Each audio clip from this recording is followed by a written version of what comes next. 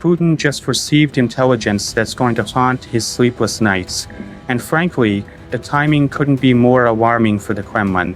On January 11, 2026, the United Kingdom just revealed they're creating ballistic missiles explicitly engineered to hit deep within Russian territory. And we're discussing weapons capable of reaching Moscow itself. This is utterly massive, and the ramifications are rattling the very foundations of this entire conflict. Before we jump into the startling details of what Britain is preparing in their weapons laboratories, if you back Ukraine's struggle for freedom and want to see more content like this, hit that subscribe button immediately. Smash that like button as well, because it truly helps this video reach more people who stand with Ukraine in their resistance against Russian aggression. Your support means the world. Now, here's where this gets absolutely insane. Defense Secretary John Healey was actually traveling through western Ukraine on January 8th when Russia fired one of their new Orknik ballistic missiles at Lviv Oblast, nearly 60 kilometers from the Polish border. Consider that for a moment. The British Defense Secretary is making his way to Kiev. Air raid sirens are wailing around him, and Putin chooses to demonstrate his military strength with an advanced missile strike. Healey personally stated they were near enough to hear those sirens, describing it as a stark reminder of Ukrainians being hammered by drones and missiles in freezing temperatures. But rather than being intimidated, Britain's answer was to reveal Project Nightfall the following day. Project Nightfall isn't some far-off future idea. This is unfolding right now, and the schedule is incredibly aggressive. On January 11, 2026, the UK Ministry of Defence initiated a competition to quickly develop these ground-launched ballistic missiles, and they want prototypes prepared for test firing within 12 months. They are receiving proposals through early February, intending to award contracts valued at £9 million each to 3 industry teams by March 2026. This is wartime production on a drastically accelerated timeline, and it demonstrates just how seriously Britain is treating the threat that Russia presents to European security. The specifications of these Nightfall missiles are truly terrifying.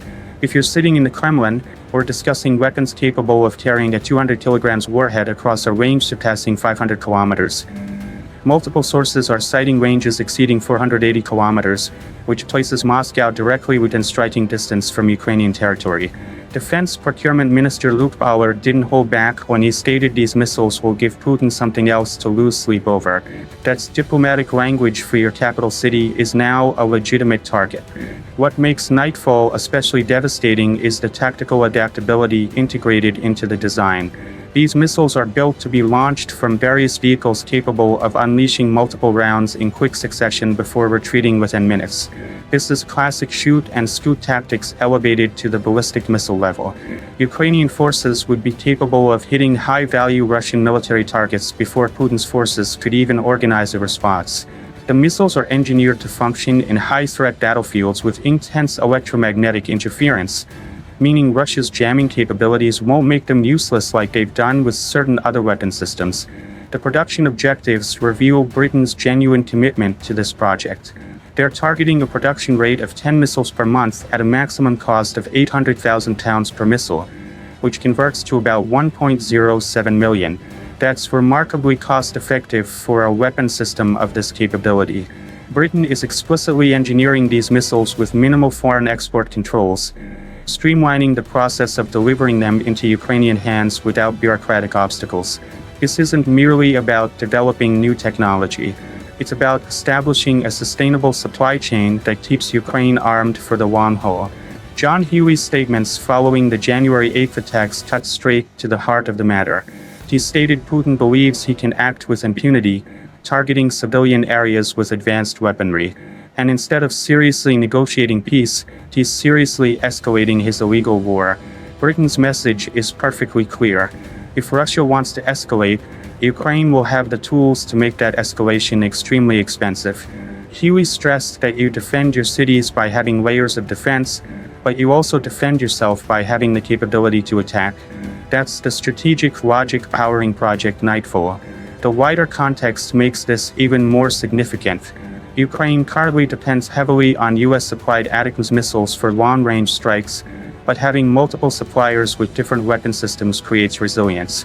If one supply line gets disrupted for political reasons or diplomatic pressure, Ukraine won't be left defenseless.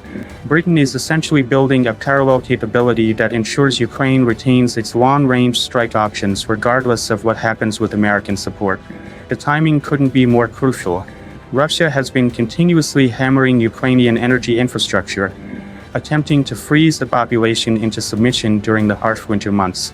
Ukraine has repeatedly emphasized the need to target Russian military sites and energy infrastructure with long-range weapons, aiming to increase the economic costs of Moscow's war machine. Nightfall missiles provide Ukraine exactly that capability, and the 200 kilograms warhead delivers enough punch to do substantial damage to command centers, ammunition depots, air bases, and logistics hubs deep inside Russian territory. Beyond backing Ukraine, Project Nightfall is designed to inform future UK Armed Forces long-range strike projects. Britain is leveraging this urgent wartime need to rapidly prototype and develop capabilities that will strengthen its own military for decades to come. The project emphasizes rapid prototyping, spiral development, and the ability to scale manufacturing quickly, particularly within the UK. This is defense industrial policy meeting wartime necessity, and it's establishing a blueprint for how democracies can respond when autocrats launch wars of aggression. Putin's calculation has always been that Western support would eventually wane, that democracies lack the endurance for prolonged conflicts. Nightfall, revealed in January 2026 as the war enters its third year, sends the opposite message. Britain is not merely maintaining support, they're escalating their commitment, creating brand new weapon systems specifically tailored to Ukraine's strategic needs. In parallel, Kiwi revealed £200 million for training British troops for possible deployment to Ukraine if a ceasefire agreement is reached, showing Britain is planning for both war and peace scenarios. The strategic implications for Russia are genuinely alarming from their perspective. Moscow has operated under the belief that its depth provides security, that its critical infrastructure and command centers are safely beyond Ukrainian reach. Nightfall demolishes that assumption completely. Russian military planners now have to account for the possibility that their headquarters, their supply depots, their airfields hundreds of kilometers from the front lines could face precision strikes that forces Russia to disperse its air defense systems, diverting them from protecting frontline troops, creating vulnerabilities across the entire depth of their military deployment. Minister Pollard's statement that a secure Europe needs a strong Ukraine captures the fundamental shift in European thinking. This isn't charity or idealism, it's cold strategic calculation. European leaders have concluded that Russian aggression must be defeated in Ukraine or it will eventually threaten NATO territory directly. Developing advanced weapon systems for Ukraine is an investment in European security. And at 1.07 million per missile capable of striking 500 kilometers deep, it's arguably one of the most cost-effective defense investments Britain could make. You've been listening to J&J's Military Report, where we analyze the latest in military strategy, global defense, and advanced weaponry. We'll catch you next time.